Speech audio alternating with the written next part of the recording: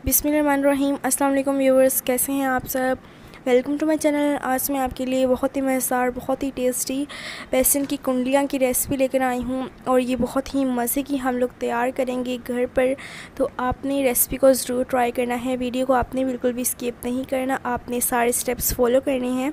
इंशाल्लाह बहुत ही मज़ेदार, बहुत ही टेस्टी आपकी भी रेसिपी तैयार होगी। इसी के साथ चैनल पर नए हैं, चैनल को अभी तक सब्सक्राइब नहीं किया तो जल्दी से जाकर चैनल को सब्सक्राइब करें, वीडियो को लाइक करें। और इसी के साथ हम अपनी मज़ेदार सी रेसिपी शुरू करते हैं। तो बेसन की कुंडलियाँ बनाने के लिए हमने यहाँ पर ली है थोड़ी सी दही और ये तकरीबन 5 टेबलस्पून है। इसको हमने अच्छी तरह से फेंट लेना है। ये देखें, इस तरह से चम्मच की मदद से ये इजीली फेंट जाएगी। तो आपने इसको अच्छी तरह से फेंट लेना है और इसमें हम और चीज़ें ऐड करेंगे। 1 टेबलस्पून कुटी हुई लाल मिर्च, 1 टेबलस्पून पिसी हुई लाल मिर्च। अब इसमें जाएगी हाफ़ टेबलस्पून हल्दी,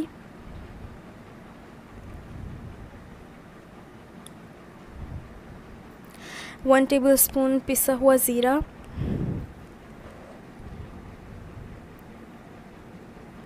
और 1 टेबलस्पून खुश्क धनिया। और अब इसमें जाएगा 1 टेबलस्पून नमक, और हस्ब ज़रूरत भी आप ऐड कर सकते हैं। अब हम यहाँ पर ऐड करेंगे, ये हमने हरी मिर्चें ली हैं, अच्छी तरह से धोकर काट कर इसमें ऐड कर दी हैं। अब यहाँ पर हमने इसमें ऐड कर दिया है हरा धनिया, और अब हमने यहाँ पर लिए हैं प्याज, थोड़े से हम इसमें ऐड कर देंगे।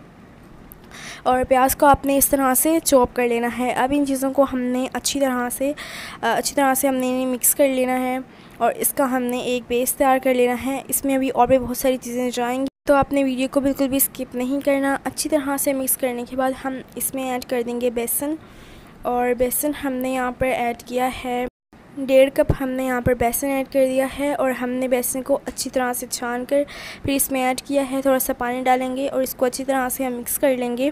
गाढ़ा सा भी नहीं, ज़्यादा पतला भी नहीं, हम इसका इस तरह से एक मिक्सचर तैयार कर लेंगे। और इस तरह से करके आपने अच्छी तरह से मिक्स कर लेना है और इसको आपने इस तरह से इसका एक मिक्सचर तैयार कर लेना है। यहाँ पर आप देख सकते हैं इसकी कंसिस्टेंसी आपने इतनी ही रखनी है, इसको ज़्यादा आपने गाढ़ा नहीं रखना, ना ही आपने ज़्यादा इसे पतला रखना है।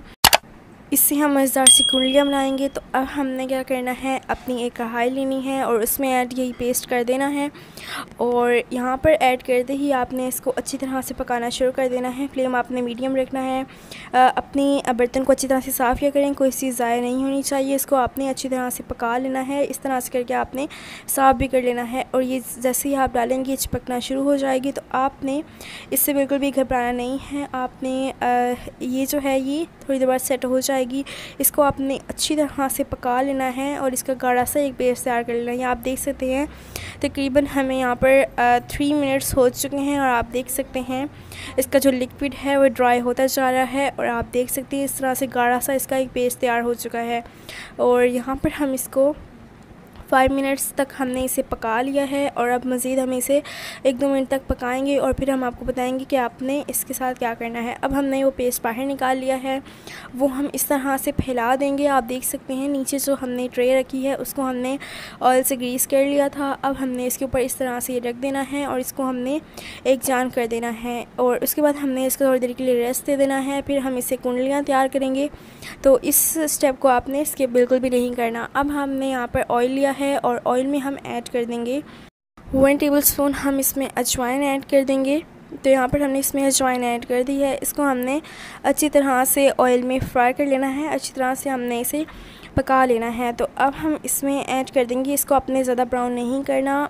और अब हम इसमें ऐड करेंगे, ये हम इसमें ऐड कर रहे हैं ज़ीरा। और ज़ीरा जो है आपने स्याह ज़ीरा इस्तेमाल करना है। और अब हम इसमें ऐड कर देंगे प्याज, जो हमने रिमेनिंग प्याज बचाए थे वो हम इसमें ऐड कर देंगे। आपने इस तरह से प्याज को चॉप कर लेना है। अब हम इन चीज़ों को अच्छी तरह से पका लेंगे और यहाँ पर हमें 2 से 3 मिनट तक हमने इसको अच्छी तरह से पका लेंगे। यहाँ पर आप देख सकते हैं प्याज जो हैं ब्राउन होना शुरू हो चुके हैं। और अब यहाँ पर हमने इसको अच्छी तरह से थोड़ा सा और पका लेना है और इसको थोड़ा सा हमने ज़्यादा ब्राउन कर लेना है। उसके बाद मैं आपको बताऊंगी कि आपने क्या करना है। यहाँ पर जो है हमारे प्याज ब्राउन हो चुके हैं और अब इसमें जाएंगे कुछ मसाले। तो जिसमें हम यहाँ पर ऐड कर रहे हैं, ये हमने कुटी हुई लाल मिर्च लिया है, पिसी हुई लाल मिर्च, हल्दी, और साथ में हमने ये लिया है साबित धनिया, और हमने नमक लिया है, और साथ में हमने इसमें ऐड कर दिया है सौंफ ऐड कर दिए हैं। और हम चीज़ों को अच्छी तरह से इसमें पका लेंगे। तो यहाँ पर आपने इसे 2-3 मिनट तक अच्छी तरह से पका लेना है, और इसके बहुत ही खुशबूदार इसका आपने मसाला तैयार कर लेना है। जितना भी टेस्ट होता है रेसिपी में वो सारा रोगन पे डिपेंड करता है, तो इस चीज़ को आपने बिल्कुल भी स्किप नहीं करना, आपने इस चीज़ को पूरा टाइम देना है। अब इसमें जाएगा लहसुन अदरक का पेस्ट। लहसुन अदरक का पेस्ट डालने के बाद आपने इसे 2-3 मिनट तक अच्छी तरह से पका लेना है, ताकि इसका लहसुन अदरक का जो कच्चापन है वो ख़त्म हो जाए। और अब हमने यहाँ पर इसको 2 से 3 मिनट तक अच्छी तरह से पकाना है, लगातार आपने चम्मच भी हिलाना है। तो यहाँ पर जो है हमें 2 से 3 मिनट हो चुके हैं, और हमारा जो मसाला है वो अच्छी तरह से पक चुका है। अब इसमें जाएगा, यहाँ पर हम इसमें दही ऐड कर देंगे। हाफ़ कप हमने दही ली थी वो हम इसमें ऐड कर देंगे, और यहाँ पर हमने इस चम्मच को साथ साथ हिलाते भी रहना है। दही आपने फेंट कर इस्तेमाल करनी है, और ताकि दही में कोई गुठलियाँ ना हो और फिर आपको परेशानी ना हो। अब हमने इन चीज़ों को अच्छी तरह से दोबारा से पका लेना है, और यहाँ पर हमें बहुत ही प्यारी सी खुशबू भी आ रही है।